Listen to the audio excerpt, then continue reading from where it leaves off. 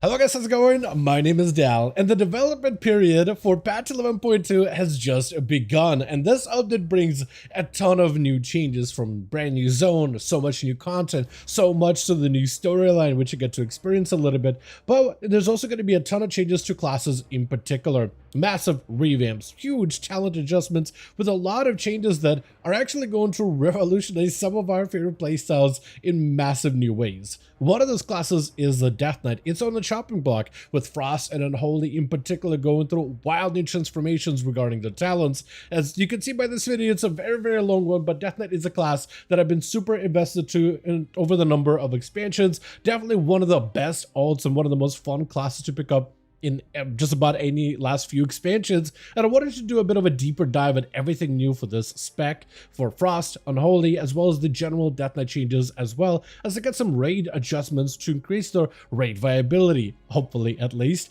But all of these changes are still a work in progress. It's a lot, so I kind of want to dive into them as soon as possible. But this is for now going to be a very first look at everything new coming to the class of Death Knight for 11.2. As always, if you guys want to see more class updates like these for Season 3 content, be sure to follow the channel and subscribe.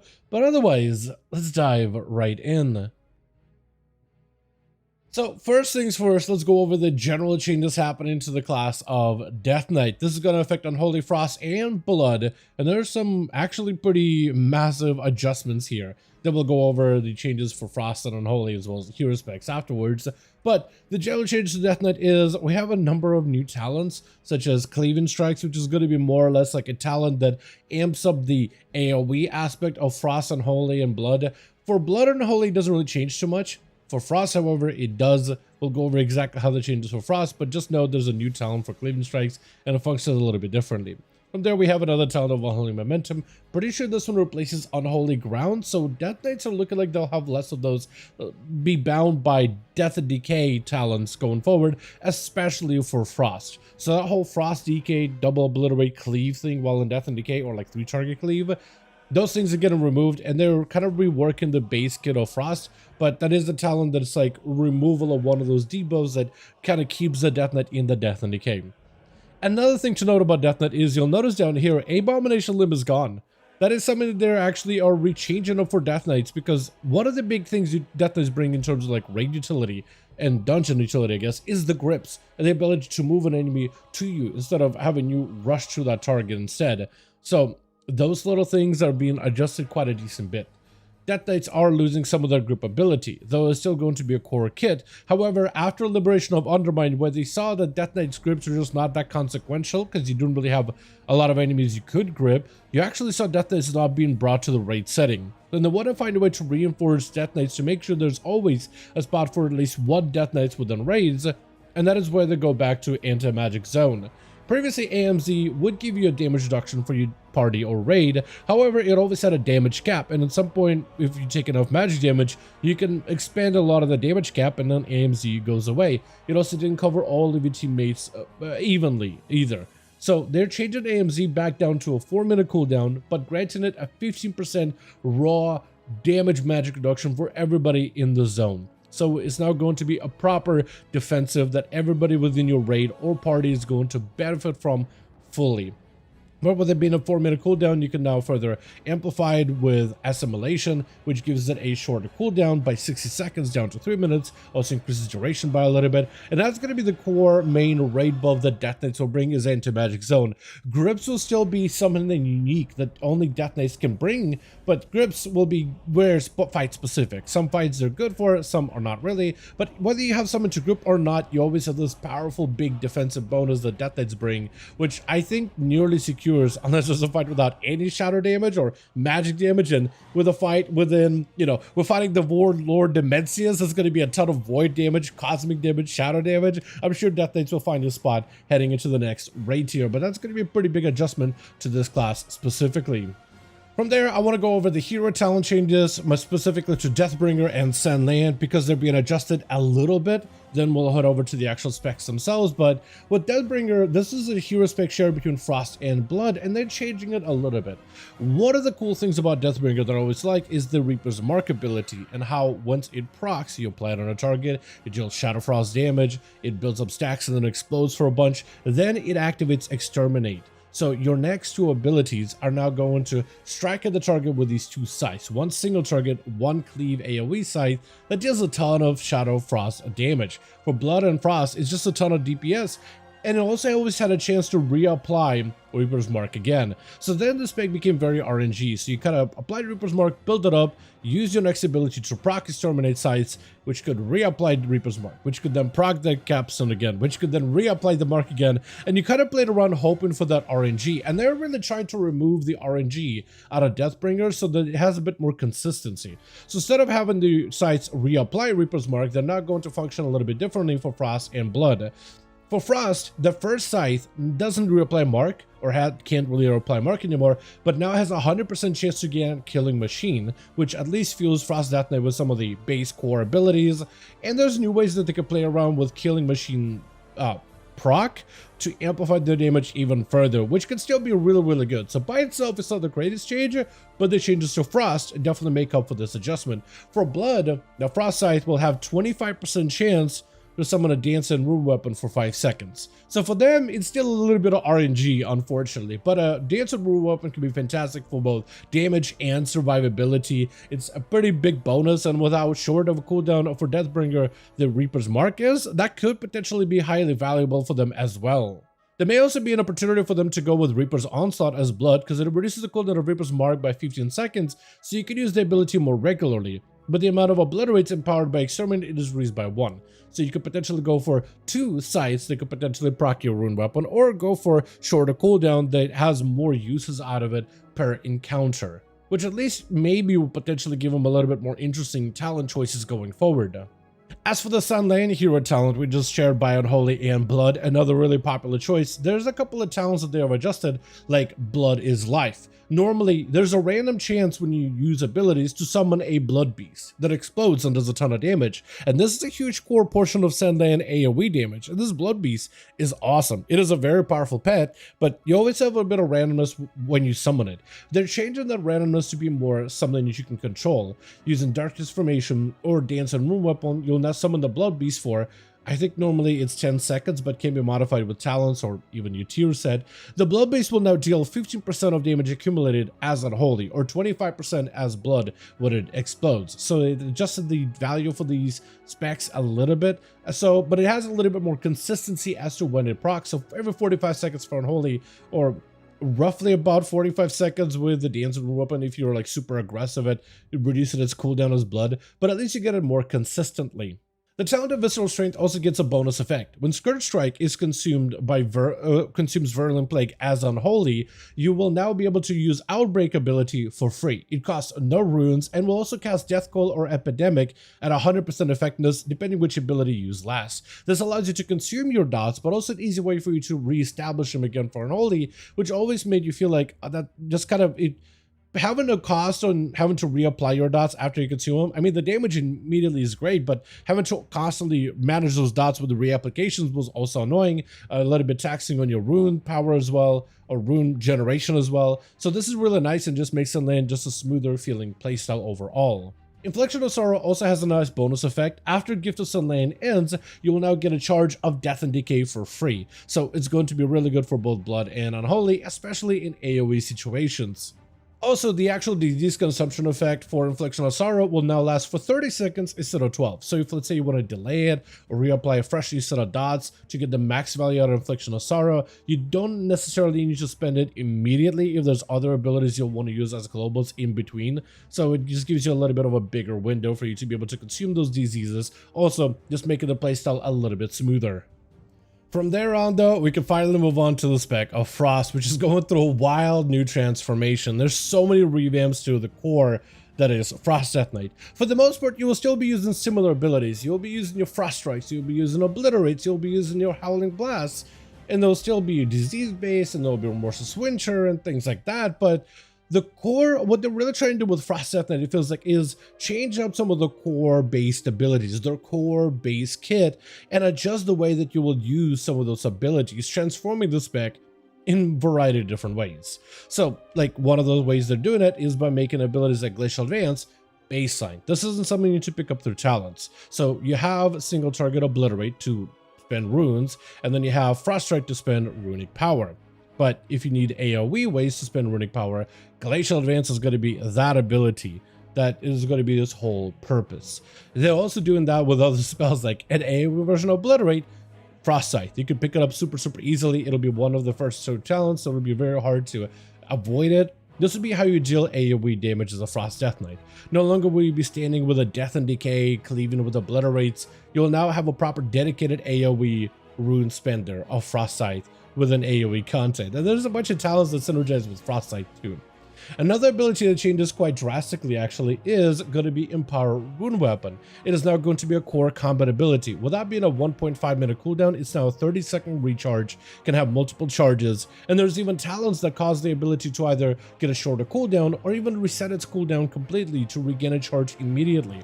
When you drain, also it deals GCD damage. The ability actually is on GCD because now it's like a proper combat ability, more or less. The way that it functions right now is very similar to the original. You drain the will of your enemy to empower your rune weapon, dealing immediate Shatterfrost damage, reduced to enemies nearby, so primary single target damage, gaining 40 runic power, and grant you new Killing Machine procs with 2 charges. So this now could be an ability that can be weaved into your base rotation. Once you're out of resources, you can use it to empower yourself and give yourself resources while also empowering your next hit of your ability. So it's something that you'll actually want to use pretty regularly.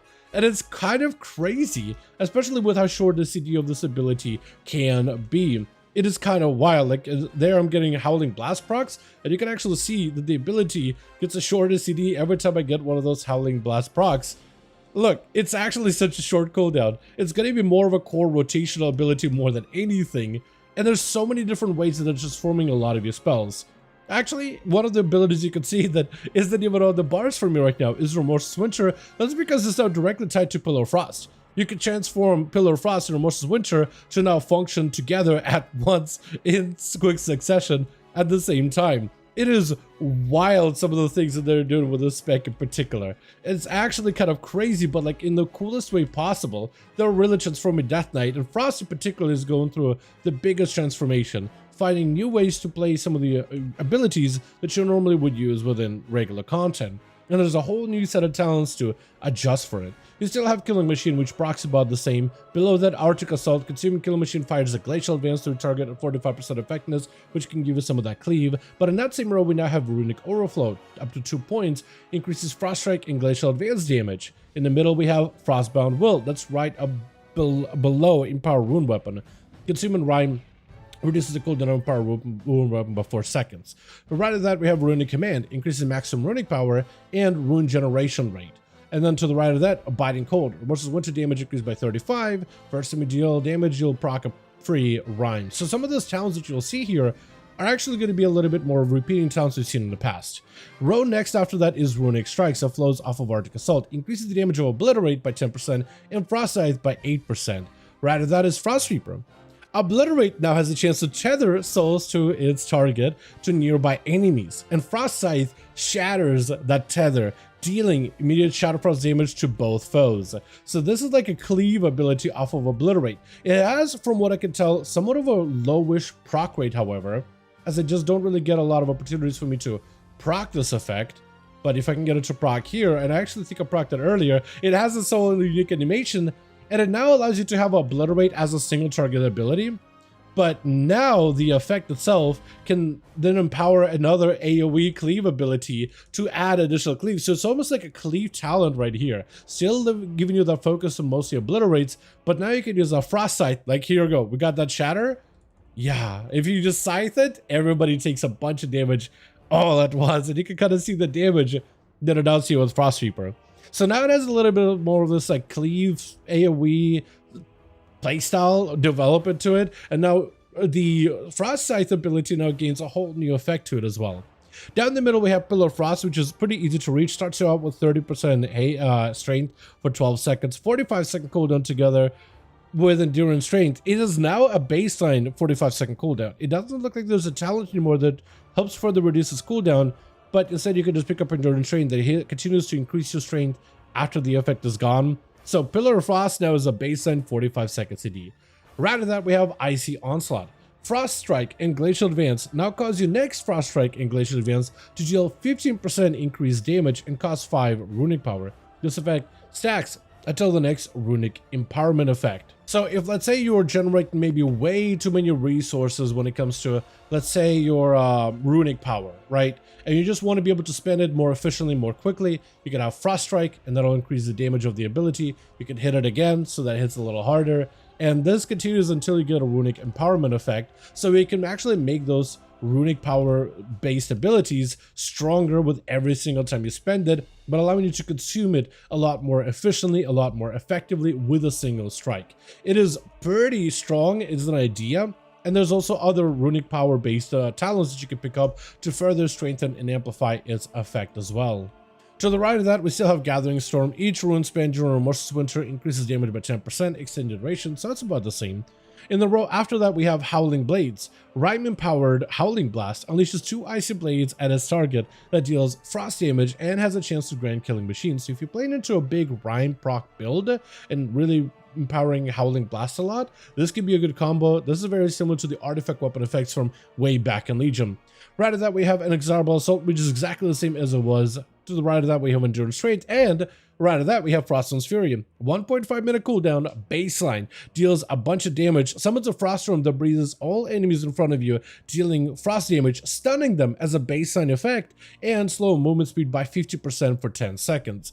Below that, you actually have an upgrade talent of Frozen Dominion. Each enemy Froststorm's Fury damages grants you mastery up to 40% for 15 seconds. So now, not only is this ability baseline 1.5 minute, baseline a stun that's given to Frost DK, super easy to pick up with its position within the talent tree, now it can grant you that mastery bonus immediately, which is kind of something you would get from the Whelps with the Pillar of Frost, but now it's like, take it away and put into the Froststorms instead. Much bigger mastery bonus, up to 40% more of mastery frost damage for 15 seconds, which is quite a duration.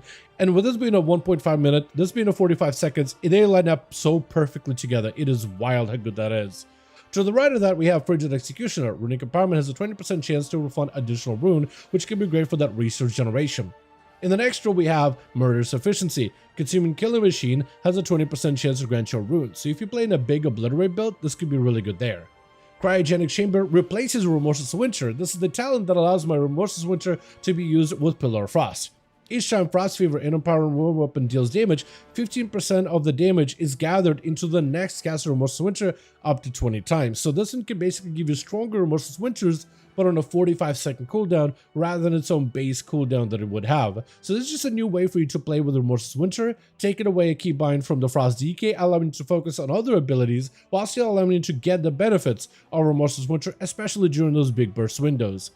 Right after that, we have Rage of Frozen Champion, which is about the same. Frost Strike and Glacial Advance have a 50% chance to trigger Rime, and Howling Blast generates more runic power, so this is really good if you play into a Howling Blast build. Right after that, we have Everfrost, about the same as it was. Rime Empowered Howling Blast deals 50% more damage to secondary targets, and Remorseless Winter deals 6% increased damage to enemies hit, stacking up to 10 times, so they kind of combine a couple effects together.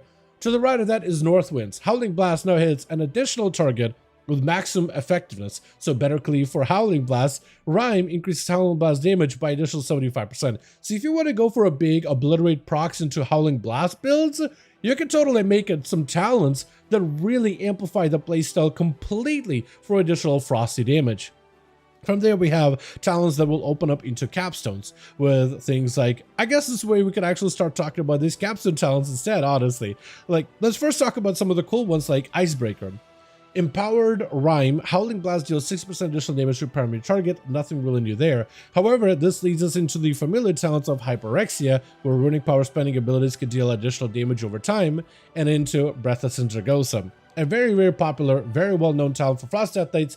However, this version of Breathless Syndragosa has changed quite a bit. It is now an empowerment skill very similar to that of Evokers. So Death Knight, outside of Monks, is the second class to gain an empowerment skill as an ability. And the way that you hold it and functions, it actually is a proper empowerment skill that can be used even on the move. So this is something that will slow down your movement, but can be channeled and cannot really be cancelled. The way that it functions too is completely different, as the empowerment ranks for Breathless Syndragosa drastically changes playstyle.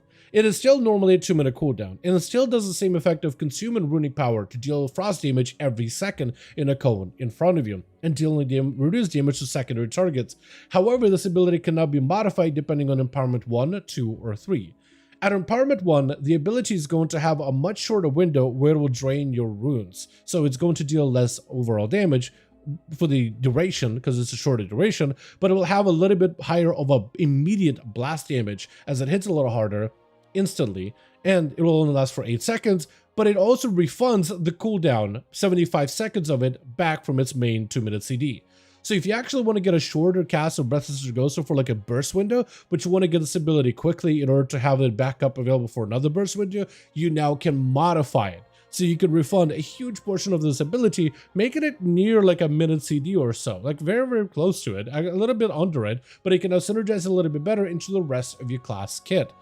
At Empowerment 2, it does a little bit less instant damage, but it now lasts for 15 seconds if you have the runic power for it, though it does refund 45 seconds of its cooldown to make it a shorter CD ability. So it's very close to a 1.5 minute CD that can line up with the rest of your kit, your Pillar of Frost, your Brosom's Fury, so it becomes a much easier ability to use.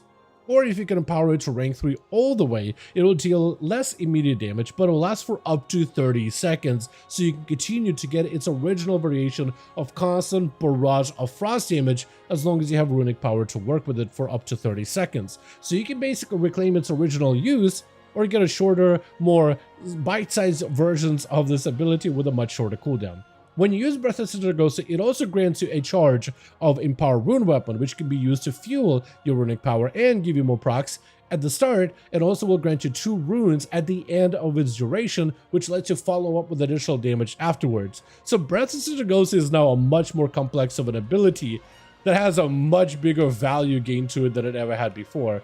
So even if you use an Empowerment 1, you can see it actually has a pretty much a 45-second cooldown. As long as you have the runic power to continue letting it channel for 8 seconds, you can now have it synergize with every one of your Pillar of Frost if that's what you need. Or if you do want to go for like the proper full value 2-minute big burst cooldown, you can also do so as a Frost Death Knight. The fact that there's so much more creativity in how you use Breath of Sargosa with empowerments, I think is really cool.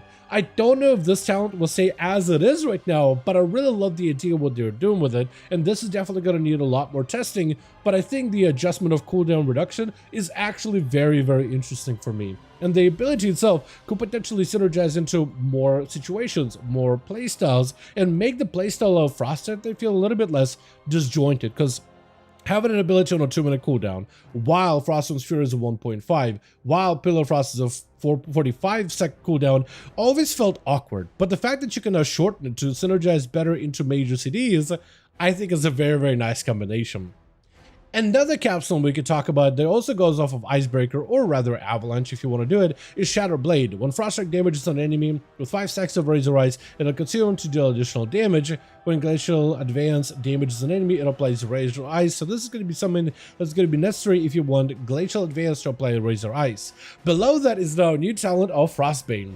Casting Glacial Advance has a chance to make an next Frost Strike cost 40 less runic power and transform into Frostbane. With Frostbane, you start an onslaught that strikes twice, unleashing a chilling essence of winter, dealing frost damage to all enemies caught in its wake with each strike. Each enemy struck reduces the damage dealt to the next foe by 5% down to 40. So this ability actually reduces enemies' damage dealt, making them a little bit weaker. It's a very interesting ability. Now, to get it, you do need to get a couple of procs of Glacial Advance to hopefully get a good proc on that Frost Strike, but it seems to be like an AoE ability that can then transform your single target runic power spender into a AoE ability instead, as long as I get the right procs for it, if I can potentially get it here. The cooldown reduction, by the way, on Empower Rune Weapon feels amazing. I am actually so happy about this. It feels absolutely amazing. And it just like as it synergizes pretty well. Here we go. We got ourselves the Frostbane ability, which doesn't actually reduce its runic power cost yet, but it's supposed to. I don't think it's functioning right now. But this is what it looks like as of this moment. A proper strike that causes enemies to actually deal a little bit less damage for a short amount of time. It is super, super, super weird of an ability, but it can help you empower like a Frost Strike base build if you're really leaning heavily into the runic power spenders for your Frost DK. Definitely worth messing around in the future, but real quickly, I do want to show it off. Right now, I do hate how it doesn't actually reduce its cost as it's supposed to, but when you do use it, it does do a bunch of damage for a short bit of time. Over on the left-hand side, we still have Smothering Offense, which increases your auto-attack playstyle, and much better for dual wield, but can go well with two-hand. Goes into Icy Death Torrent and Long Winter. So this whole row didn't change too much. Where we did see changes is in the Bone Grinder. Not the talent itself, but that whole like capstone row. Consuming Killing Machine grants a critical strike chance for 10 seconds, stack it up to 5 times. At 5 stacks, then a Killing Machine consumes stacks and grants you 20% increased frost damage for 10 seconds. From there, we go into Killing Streak. Obliterating Frost Scythe consume all killing machines to deal 25% increase critical strike damage and grants 1.5 haste for 8 seconds for each stack. Multiple applications may overlap. So now when you play your Death Knight and you're, let's say, getting a bunch of procs of the killing machine, let's say you can get 2 right here, right? I'm just gonna pop both of them.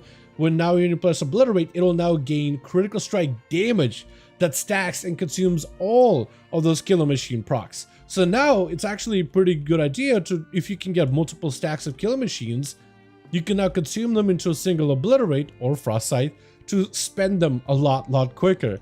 It is pretty strong and allows you to use certain abilities that may, let's say, generate 2 stacks of Killing Machine to then use them immediately to just unleash the most amount of damage. So if, let's say, you're playing a dual wield build, for example, right? If you're playing like a very much a dual wield build of DK, and you're getting a lot of auto attacks that can give you Killer Machine procs, those Killer Machine procs can then be used into massive Obliterates or massive Frost Scythe to just absolutely transform the amount of damage you can do to just be literally obliterate the target. I mean, the amount of DPS you can do with this is nuts. And in AoE, Frost Scythe will also get huge benefits out of it. So it's a new way for you to, instead of stacking up multiple stacks of Killing Machine and then consuming them one by one, you can now consume all of them at once to get full value while playing around crit damage gameplay as a Frost Death Knight. And crit damage has always been, crits are really good for Frost DK just because they can give you more procs, but crit damage is something that's kind of new. And this could be absolutely massive, together with Obliteration, which is about the same, during Pillar of Frost. Frost Strike, Glacial Advance, Howling Blast always grant Killing Machine have a 20% chance to generate a rune. Additionally, during Pillar of Frost, Empower Rune Weapon causes your next Obliterate or Frost Scythe to cost no runes. So now if you want to chain a couple of these Empower Rune Weapons inside of a Pillar of Frost window, that could also help you shift around your cost of resources to make sure that you can burst uninterrupted. And I'm pretty sure my build that I have here is definitely not a synergetic one. I feel like there's some talents that are kind of working against each other. I just kind of want to try all the new talents and show them off as best as I could. But I feel like you can definitely do some build crafting as Frost, where they want to go for full runic spender build with Breathless and Dragosa, or like a dual wield Killing Machine build, or anything you really want to do. Honestly, there's so much opportunity here. And it's just like really fun to play into. Like this version of Frost actually looks super fun and engaging in just the way that you play around your runes and runic power. And there's so much cool ways to transform existing abilities that do AoE but can now do cleave. Single target abilities that can now cleave in AoE. It's really cool to see out of Frost, and I think really refreshes a playstyle in a massive way.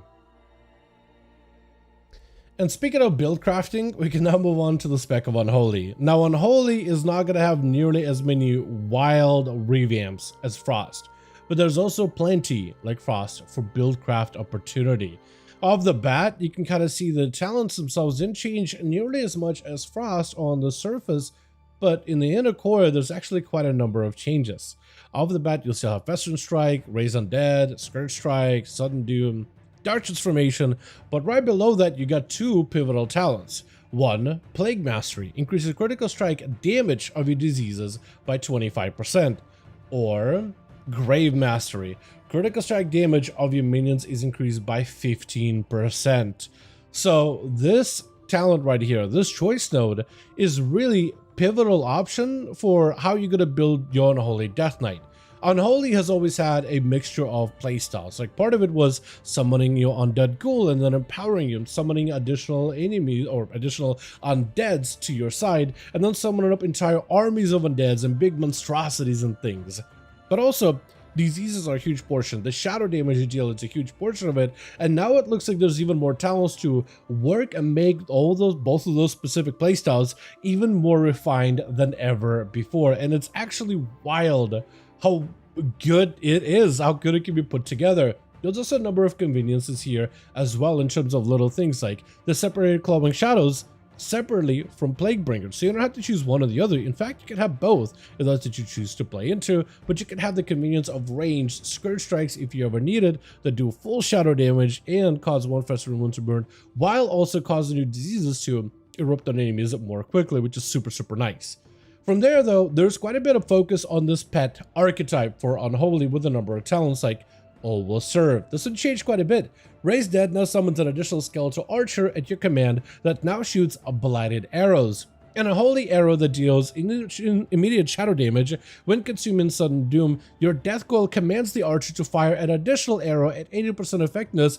Epidemic will set cause blighted arrow to ricochet and hit up to 5 additional targets. So not only do you now have this pet that you can actually control through death coils and epidemics, but it will actually deal additional significant damage now. And there's so many other talents that further empower your pets. Reaping, the Soul Reaper, Clawing Shadows, Festering Strike, and Death Coil deal additional damage to enemies below a certain amount of health. However, Soul Reaper's execute effect now also increases the damage your minions deal by 10% for 8 seconds. So now your pets are now an integral portion of your overall execute value.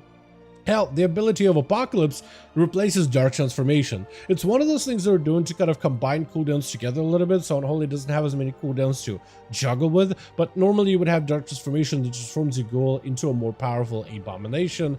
But now with Dark Apocalypse, it kind of just bakes the ability into it instead. So if, let's say, I walk up to a target, I hit it with an Unholy assault, and then I go with a Apocalypse, it still transforms your main pet into a abomination. He still gets the entire effect, but now you just get full value of having an army of ghouls everywhere with maguses and everything attacking. Even the maguses, by the way, I'm pretty sure they changed the model for these guys, unless this is recent. Yeah, they now have more of this Moldraxxus undead model look to them. It looks absolutely amazing. So now they combined the way for you to be able to transform your pets and everything. Look how much damage the Risen Skulker does with Blighted Arrow, by the way. It actually is so cool.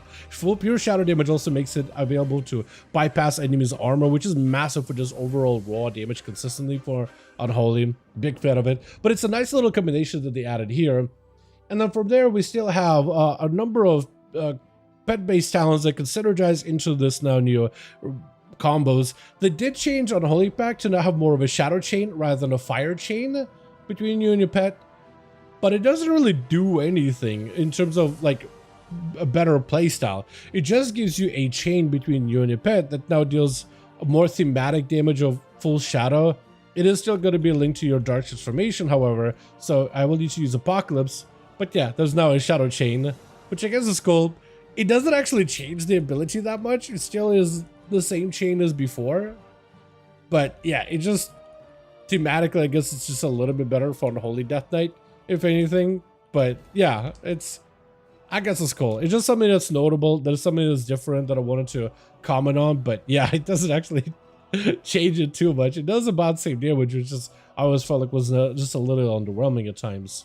But now you can make a whole build with Doom Bidding, summon Gargoyle, and go into Commander of the Dead while empowering your deads even further. And then you also have Decomposition, which can make the pets last a little longer, with Raise Abomination and Full Ride of the Apocalypse. So you can really lean into the whole thematics of a undead army summoner as Unholy. However, the summoner builds and necromancer builds, while they're getting some love, the disease playstyle of Unholy also gets a little bit of love as well. It still synergizes super nicely with some land, but if you end up going with Plague Master instead, you now will be able to lean in more around the damage of your diseases, increasing their critical strike damage by 25%, so they have some crazy cool new crit scaling. However, while a lot of the talents with diseases are about the same, they didn't really change too much, there is a number of conveniences here either way, like within your Death and Decay. You can now either play around Defile, which is the same Defile that grows over time and allows your glowing shadows to cleave things around you, so that's still about the same. However, Defile is not ideal at all times because Death and Decay, like if a boss or an enemy needs to move out of Death and Decay, you lose a lot of that additional shadow damage on the ground and the cleave component for you to stand in the Death and Decay. So if you're ever in a fight though where you have a lot of movement, they did add a new talent for Unholy Death Knight called Desecrate. Death and Decay gets replaced by Desecrate after it is cast, so it's a combo ability now. What Desecrate does is it consumes Death and Decay, crushing enemies within the AoE area, dealing immediately 150% of its remaining damage instantly, while applying 2 festering wounds to all targets, while granting you the benefits of standing in Death and Decay. So now the way that it functions is, I guess the best way I could do it is from range, right? Drop Death and Decay, expunge it immediately, and now I have the Death and Decay benefits, and I can still cleave all enemies around me without having to sit there inside of a Death and Decay anymore. So you can immediately use it, expunge it, cause an immediate damage, and just consumes it, and there you are, back to cleaving things. It is so good. It is so good. You're no longer tied to the Death and Decay at all anymore. And you even have like the blood-soaked ground debuff as well, right? So that's still going to be something in some land is if you're standing in Death and Decay, you still gain some bonuses like damage taken reduction and chance to gain Vampiric Strike increase slightly. But with this talent, you can now drop it, expunge it, and you still get the full benefits. Even if you walk out of it, you still get full benefits of it. It is convenience incarnate. It's so nice. It's actually really cool. I do think they maybe still could prune some of those Death and Decay standing effects, but it looks like for the most part they did a pretty good job pruning as many of them as possible. Another talent that they added here is actually going to be a new way to transform someone undead. Normally on Holy Death Knight, like you play with an undead all the time, and one of your major cooldowns a lot of times is Army of the Dead, which summons a bunch of ghouls. Normally those ghouls can be transformed into a big A-bomb on a 1.5 minute cooldown, making it a lot more effective in spreading virulent plagues, while giving you a very powerful companion. But if you're not playing into a pet build, there's now a variation called Legion of Souls. It's basically A-bomb limb without the grip component, but it now replaces Army of the Dead on a 1.5 minute cooldown where you summon a Legion of Claws to assist you, dealing considerable shatter damage to all enemies and applying up to 6 festering wounds over 12 seconds to nearby enemies, dealing reduced damage beyond 5 targets. Also, granting the benefits of standing in Death and Decay while it is active. So it's a new way for you to trade out the ghouls for now a very powerful claw that will just claw at all enemies around you while treating you like you're standing in Death and Decay for the entirety of its duration. So any Death and Decay bonuses with cleave and everything like that, that ghoul arm is going to do that for you specifically. And it deals considerably more damage than before with Legion of Souls rather than a A-bomb limb. So it does mean that you kinda, as the only spec, get A-bomb limb to a degree, at least if you like the animation of it. You won't have the grippy component, but yeah, if you wanted to have AoE damage that just deals immediate damage, instead of relying off of pets, you can now play with Legion of Souls instead, which is a new way for you to transform and change up some of those shadowy personal damage, disease damage. While this doesn't directly give you disease damage specifically, the extra shadow damage and the interactions with burst and swords in the left-hand side of the talent tree can be good in a lot of the cases. This could also give you a lot of Festermite procs, which could give you a bunch of strength. So it's like a way to empower the Death Knight rather than empowering your pets if you're not committing to a heavy pet build with great mastery or talents like Commander of the Dead. So little things like that, yeah, it just allows Unholy Death Knight to just have a little bit more of this new thematic way to play the spec, which transforms it in a pretty major way. Not as big as Frost, but definitely does give you new tools to play with, which is super exciting to see. But for now, that's going to be everything we got so far regarding the big Death Knight revamp, though remember, everything that we talk about here is just still a work in progress, so we'll like to see even more changes and talent adjustments in the future. But with that being said, as always, I do want to thank all of you guys so much for watching, and I do really hope you guys enjoyed the video. If you did enjoy it or found it informative, go ahead and give this video a like. I would very much appreciate it. Also, join our Discord community, especially if you want to keep up with class changes and updates and anything new for the patch 11.2. Also, let me know your thoughts in the comments down below, and as always, I'll see all of you guys in our next one.